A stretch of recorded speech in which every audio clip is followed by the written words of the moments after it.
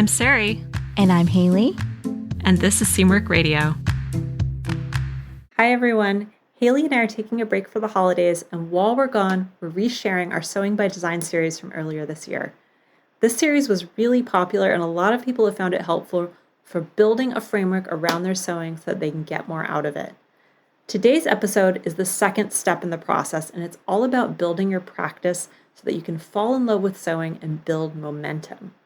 I hope you enjoy it, whether it's for the first time or as a refresher on the whole concept, creating a sewing practice that makes you happy.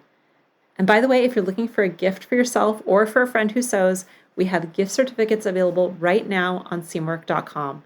You can get a gift certificate for an unlimited membership with a 50% off discount right now on Seamwork. And we also have gift certificates available for our in-depth Learn to Sew Clothing for Absolute Beginners course taught by Haley and me. You can find all of these right now for the holidays on seamwork.com. Enjoy the episode, and we'll be back after the series is over in January. Happy holidays. Welcome back to Seamwork Radio. So today we are going to be talking about how to fall in love with sewing. So this is part of our series on the Sewing by Design framework that we've been talking about in the last few episodes. And in this episode, we're going to cover why this is an important part of your sewing journey and why it's really a part that never ends. We're going to talk about the specific mindset that helps you to be more creative and just really have more fun with your sewing. We're going to talk about how you can design your sewing experience to make it right for you. And we're going to talk about how you can rapidly accelerate your learning and improve your sewing quickly. So we're going to start with our icebreaker today. This icebreaker comes from Regina S. And Regina says, I would love to know, are there one or more certain songs that come to mind when doing certain sewing jobs? Whenever I take my fabric scissors in hand and make the first cut, the melody of Rod Stewart, "The First Cut is the Deepest," goes through my head. When we looked at this together, Haley, and I saw that, I was like, I didn't know that Rod Stewart did that song. And I was thinking about it because it was playing in my head, and I was like, Rod Stewart, that doesn't sound like Rod Stewart in my head. And then I realized I only know the Cat Stevens version. That's why. Oh. I don't know if I've ever heard the Rod Stewart version.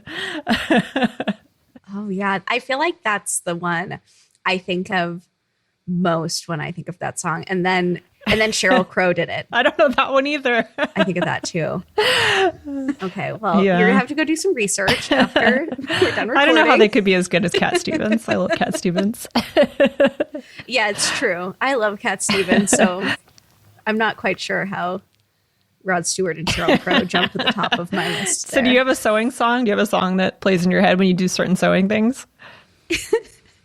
Yeah, this icebreaker just like cracks me up. I love it so much. Thanks, Regina S. Yeah, so I think of this song not just when I'm sewing, but also like when I'm driving, like in a really like bumpy road, or like when I'm like sewing like jeans or something heavy and I'm like jumping over like the seams, you know.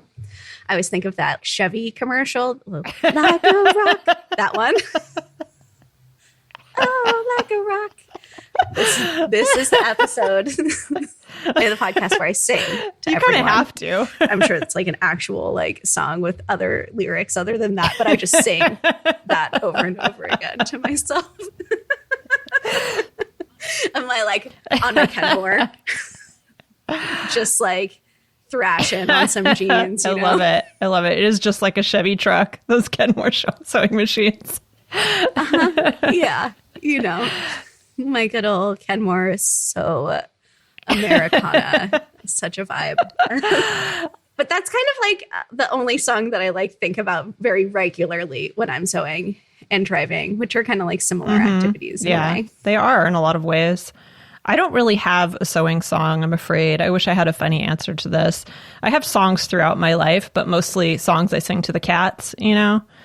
So not really about the activities so much as about them, or changing the lyrics to just be meow, meow, meow, you know, which, okay, this is getting wildly off topic, but the other night I was doing that. I was singing Simon and Garfunkel's The Sound of Silence, but just replacing the lyrics with meow and singing it to them. And they were so captivated. They were both staring at me like it was the most beautiful song they'd ever heard. And then Duke started meowing along with me. It was adorable. Oh my gosh. That's amazing. Charlie, my daughter, recently started getting like kind of into singing, and she just like sings complete gibberish to like every song, but with such heart. And it's my favorite thing in the entire world. Replace that with cats. And I mean, I can't handle it. Okay. So that was maybe a little more chit chat than we needed today. But if you have an icebreaker that you want to share with us in a future episode, if you remember, you can go to seamwork.com/go/icebreakers, and we have a thread there in the community, and you can share your icebreaker, and maybe we'll use it on a future episode. So that got us going. But today, what I wanted to talk about is the next step in our Sewing by Design framework that we've been talking about for the last few weeks. And last week we talked about layer foundation. So that was all about building those essential skills that you need to start sewing and really get your foundation in place. But this week we're going to talk about the next part of that framework, the next phase, which is build your practice. So there's one thing that we wanted to talk about with this, which is when we talk about building your practice as the next step or the next phase in your sewing journey, really we think about this as an ongoing phase. This is the phase that kind of never ends and sort of encapsulates all the things that come after. So the way we've been thinking about it is if you imagine a house. So we've got the foundation of the house. That's all those foundational skills that we talked about. And this is sort of the framing of the house. So this is the outside of the house that holds all of the rooms inside. And we'll talk more about what those rooms could be in future episodes. But right now we're kind of talking about building this outside of your house, which is your sewing practice. This is the way you're going to sew going forward.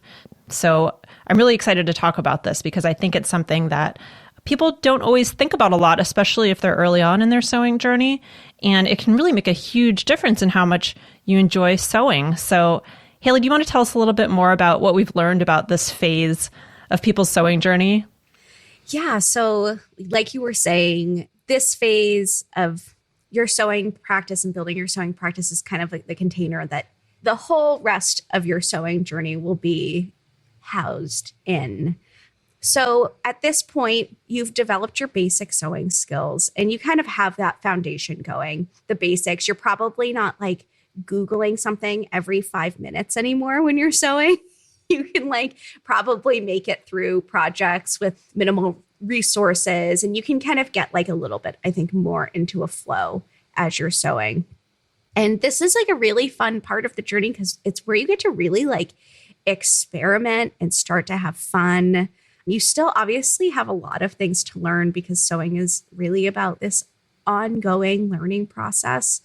But I think the biggest challenge people have in this phase is keeping things feeling fun and keeping things motivating and fresh, because I think it can be kind of easy to get caught up in this beginner cycle and not really like moving beyond that and progressing your skills in a way. You need to have that right balance of familiar skills and new challenges to keep things engaging and fun for yourself.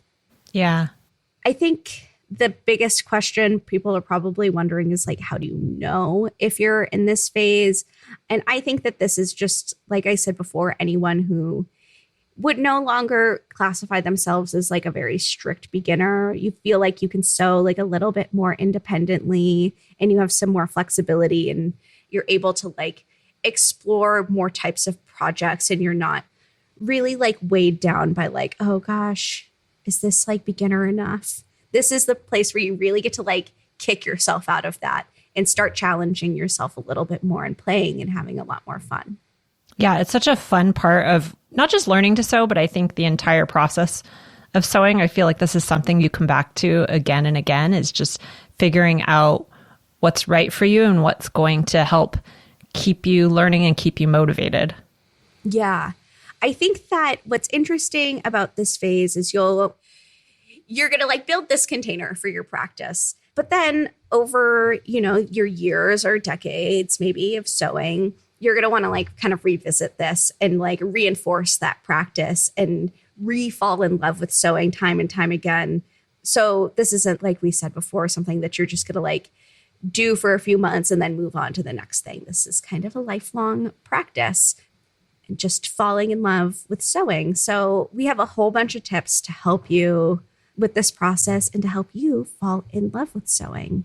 Yeah, this is one of my favorite things to talk about because I think it's such a wonderful period in your sewing practice. And like we said, it's not even a period. It's sort of a way of approaching your sewing and something that you can really fall back on anytime.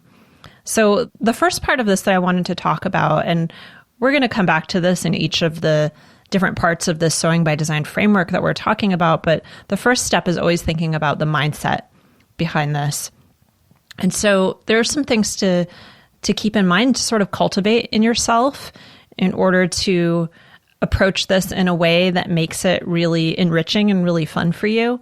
The first part of it is this idea of creating momentum, which we've talked about a little bit, but this is a really important part of sewing because when you have momentum going and you feel like you're really accomplishing things, then that's the point at which you start to feel motivated. You feel the sense of motivation that comes from inside you, and it becomes a lot more fun. So just getting out there and trying new things and finding success and building that momentum is so rewarding. And that's kind of what we're shooting for here, is that sense of momentum. And that doesn't mean that everything has to be success. Sometimes that momentum can become from things that you're learning. So even if something doesn't turn out right, if you can approach it in a way where you're thinking about what I learned from this rather than I'm not good at this, or maybe this isn't for me. But if you can create that sense of motivation around learning, then you're going to feel that sense of momentum a lot more. So that's just something to keep in mind, is how can I create a feeling of momentum in my sewing? And the next thing I want to talk about, which is a way to do that, is finding reasons to celebrate. So every time you have a sewing win, give yourself a pat on the back. Make sure that you celebrate that win, and don't just, I think we all have a tendency to do this, not just with sewing, but with anything in our lives, is we have a success and then we move on to the next thing. Okay, I'm done with that. That's what I wanted to do. Now what's the next thing I need to do? Or what's the next thing I want to do? But just take a moment and recognize that you made something really cool, or you learned this new skill, or you tried something that you'd never tried before. And I think if you can find those reasons to celebrate, that's also extremely motivating, and it'll just make sewing a lot more fun. And then the last mindset thing that I wanted to touch on is the idea that creativity isn't something that's frivolous. It's something that's really essential for all of us, and we all find it in different ways. And if sewing is one of those ways that you find creativity in your life, then it's important and it's something that matters to you. And I think that's something just to keep in mind, that it's not a frivolous hobby and that you should feel proud of what you're doing and proud of the time that you spend on it. So for some people, that's not sewing. For some people, it's writing or it's painting or any number of things, even things that you wouldn't consider, most people wouldn't consider maybe creative hobbies. It's something that's important in our lives, and I think it gives a lot of people a lot of joy. It's something that's universal to, I think, the human experiences that need to make and create. Those are sort of the mindset things that I wanted to touch on that are part of this idea of building a practice and building momentum into your creative life. So the next thing that I wanted to talk about, so part 2, is actually designing your experience around sewing. This is really fun because I think this is also something people don't take the time to think about often, except maybe in a very practical sense, but it can make a really huge difference in how you approach your sewing and how much you enjoy it. So the two things that come up for people the most when it comes to designing your experience around sewing are space and time. We hear that all the time, don't we, Haley? Like, space is a big concern, time is a big concern. Yeah, these are two really big obstacles that people come up against in this part of their sewing journey, because they're really starting to take sewing more seriously as a hobby. It's probably starting to take over your dining room table. You're like, where am I going to put all of this stuff? What am I going to do with it? And I think that this is also a place where a little bit of that guilt starts creeping in for people. So guilt, like around how much space it's taking up, how much time it's taking up from other things or other people. Uh-huh. Yeah, I think that goes back to this idea of validating that your creativity is important and that it's a part of your life that you want to give time and space to. That can be hard for a lot of people because we have a lot of competing demands in our life. I see that guilt, and I've definitely felt that guilt. I think these challenges around space and time are also really big opportunities, because if you can think strategically about how you create your space and you block off your time, or you find some other way to make that time feel special to you and feel like this is my self-care, this is my me time, then I think it makes such a huge difference in how you approach your sewing and how you feel about it.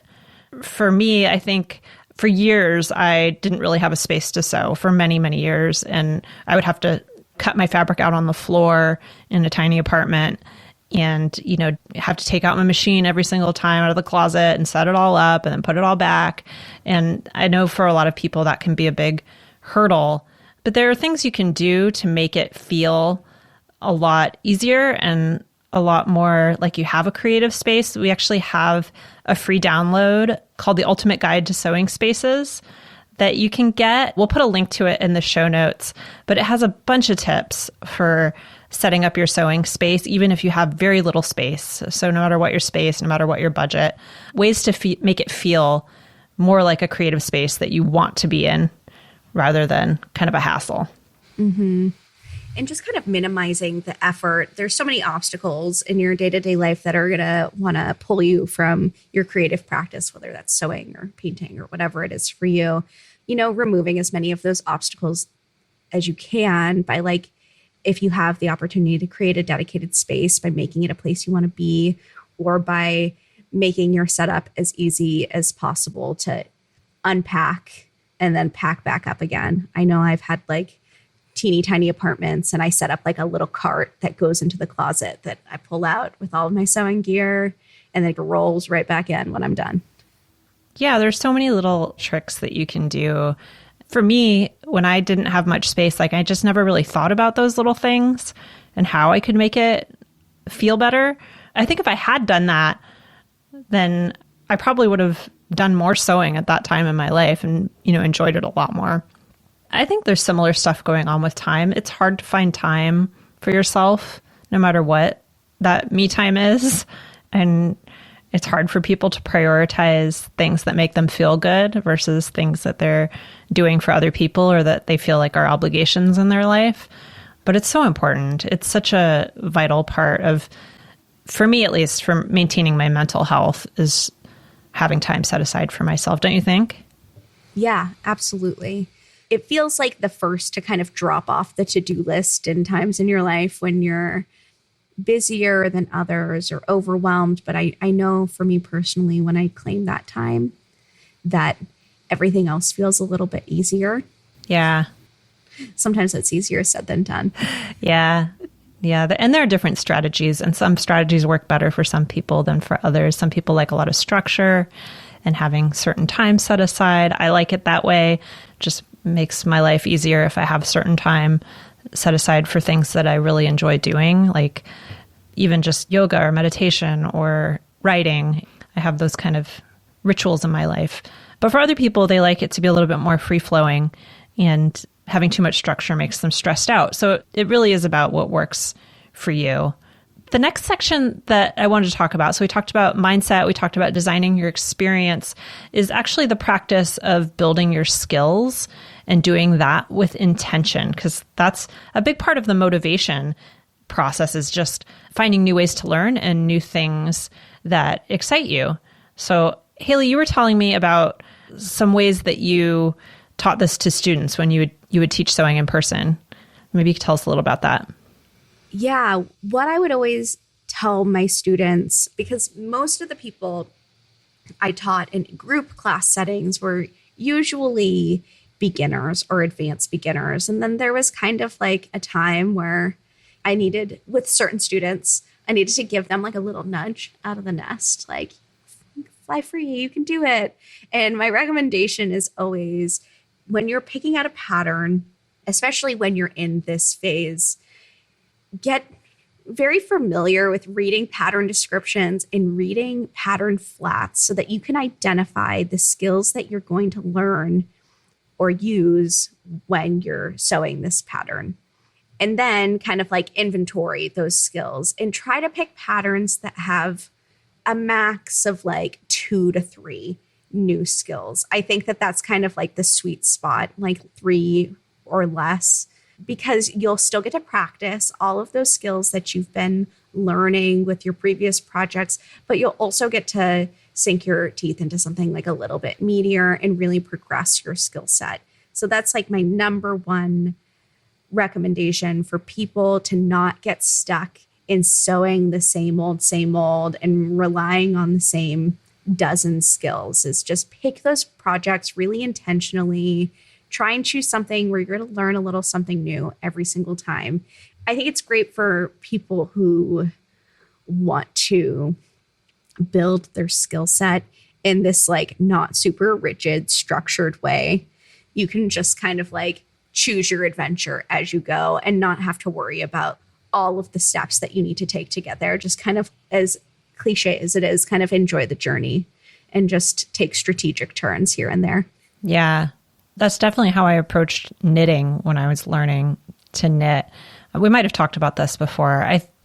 I feel like with knitting, it's a little bit easier to pick a project that just has one new skill than with sewing, where you kind of often will encounter several new skills that all kind of combine. But I like that framework of thinking about, maybe a max of 3 new skills as you choose your next step. Yeah, or even just being intentional about knowing how many new things you're going to encounter. I think that people sometimes have a tendency to like just choose projects willy-nilly, and then they get in over their head and they might give up on the project. And this is like a real speed bump that can cause you to lose momentum. But if you know the challenge you're up for when you start out, I think you're a lot more likely to complete that challenge. Yeah. Yeah, that's true. It's just about the expectation and knowing what you're going to encounter that really sets your mind in the right place to handle those challenges. Yeah, totally. Yeah. So the last step or part of this that we wanted to talk about, so we've talked about mindset, we've talked about designing your experience around sewing, we've talked about building skills intentionally, is sharing and learning through sharing. So this is a big part of, I think, the modern sewing community. And I think it's a real reason that sewing has taken off online, is that having a community around you can really help you to learn much more quickly, because there's sort of this hive mind that you can turn to. And you have this huge range of experiences that you can draw from, and you can get people to help you answer a particular challenge or question that you're having, people who have been through it before or who might have ideas that you don't have. That just really accelerates your learning. It really helps you to develop those skills a lot more quickly and solve problems a lot more quickly. So where do you find a community like that? Obviously, there are many places you can find community online. So it's really about where you feel safe to share and really develop a support system around you. And that might be, for some people, social media. Some people really like doing that on Instagram and developing a community there, or maybe even Facebook or a place like that. There are Facebook groups out there. We have our own private community at Seamwork, which I think is amazing because it's enclosed, it's private. You can post whatever you want there. It's not open to the whole internet. You can share your projects there. There are a huge number of really, really helpful people that just want to talk about sewing and help you with your sewing. So, and we hang out there too and answer questions all the time. Obviously, I think that's a great option because it's the one that we built. But there are other forums out there that you can go to. There's all kinds of places where you can find help. But I do think that having access to other people who sew is such a game changer, and it's so helpful. And a lot of people don't have that in their personal lives. They don't necessarily know a lot of people who sew, or maybe they don't have access to them all the time. So this is a real benefit of, I think, sewing in the modern world right now, as opposed to 50 years ago. So sharing and learning, I think, is huge. And it's fun. It's really fun. Yeah, it really it's a really like consistent source of inspiration and motivation for me in my sewing practice, at least. Yeah. And I think we've all kind of realized in the last few years, so we're recording this, if you're listening to this later, we're recording this in January of 2022, and we're still kind of in the pandemic times, which we've been living in for the last couple of years. And I think we've all sort of realized how important community is and how important those connections are. Obviously, in-person connections are extremely important. I think we've all realized that. But also these relationships you can develop with people online and how fruitful and nourishing they can be, and also how much they can teach you, I think has been a big lesson in the last couple of years. And sewing people are just like really cool people. When I like started hanging around people who sew, I was like, oh, yes, these are my people. They just care about all the same things that I do, and they're cool and they like to make things, and what's not to like? Yeah. I think the best thing about people who sew, I think all those things I've found to be true also. I think the best thing is that I found people who sew to just be they're individuals. Like, they want to be themselves, you know? And that's why they sew, because I want to be myself. I want to express who I am, and not in a narcissistic way, but in a like little, rebellious in a way. Punk rock way. Like, I don't have to be like everybody else, you know? Yeah, totally. I don't know. They're smart. It's like very like independent, and I just like it. Like, I don't want to wear what everyone else is wearing. I want to make it my way, and I'm going to do it myself, and I'm going to screw all you guys. Yeah. But like friendly and nice. They're smart, ambitious, independent, just good people. The best people. So those are our 4 tips for building up your sewing practice and making sewing fun and helping yourself to fall in love with sewing, which I think is just such a game changer when you really feel that love for what you're doing in your creative life. Haley, do you want to recap these for us real quick? Yeah, totally. So today we've been talking all about building your sewing practice and how to fall in love with sewing. And we gave you our top 4 tips for falling in love with sewing. The first one is getting your mindset totally right. And the goal of this phase is to really start to build momentum. And part of building momentum is learning how to celebrate and learning that a successful project that you wear all the time or you're making your new favorite thing in the world is not the only measure of success. So just really learning how to love the process and not just the finished product, I think is so huge in this place in your journey. Also, you have to design your experience, which is really fun. It's a time where you get to claim your time, you get to claim your space, and really just optimize both in a way that feels right to you and fits into your life really well. Next, you're going to want to work on building your skills intentionally. I gave the hot tip of kind of intentionally choosing your sewing projects based on the challenge you're up for, and kind of a general rule of picking projects that have no more than 3 new techniques at a time, unless you're really feeling up for a challenge, and then, do whatever you want. Just know that you're doing it. Do it intentionally. And then last but not least, we recommend sharing and learning along the way and really tapping into the amazing sewing community that Sarai and I just finished waxing poetic about, that we just love so much. And like we said before, this isn't just what you're going to experience in the early days after you have conquered beginner sewing projects. These are 4 tips that you can revisit throughout your sewing journey whenever you're feeling like you're not really feeling the love anymore, and just kind of like reinforce these areas and patch them up. It's not enough just to build the house. You have to maintain it. It's a practice of love. We also have some great resources for you. We have our Sewing Spaces download, You can check out the community, which, like we said, is a private community where you can feel really safe to talk amongst other sewers about sewing all the time and not really a whole lot else. Also, you can check out a couple episodes that are related. We have What is Sewing by Design that explains this whole sewing by design thing we've been talking about the last few weeks. And Lay Your Foundation, which is all about that beginner phase. And you can also go to seamwork.com/go/icebreakers to share your icebreakers for makers with us, because we love starting our show off with these icebreakers, and you guys just come up with the best ones. This is a whole lot of links, so we'll be sure to add all of these to the show notes so you can just hop on over there and click through. And if you liked this episode, we would super appreciate it if you left us a review. Today we have a review from Nerdle. They say, "Thank you, Sarai and Haley, for your thoughtful sewing stance on this podcast. Always something different each time. I became an Unlimited member about a year ago. Though you both are decades younger than me, I find the values, questions, and open quality of the podcast to be perfect for me." Thank you. Nerdle. Thanks for being our podcast friend. Thanks for listening.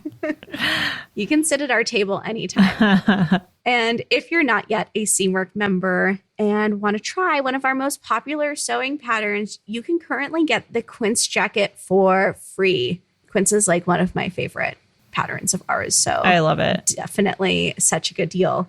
So just head over to promo.seamwork.com/free-quince, where you can download the pattern instantly. And we'll put that in the show notes too. Yes. All right. And that concludes our episode for today. I'm Sarai. And I'm Haley. And this is Seamwork Radio.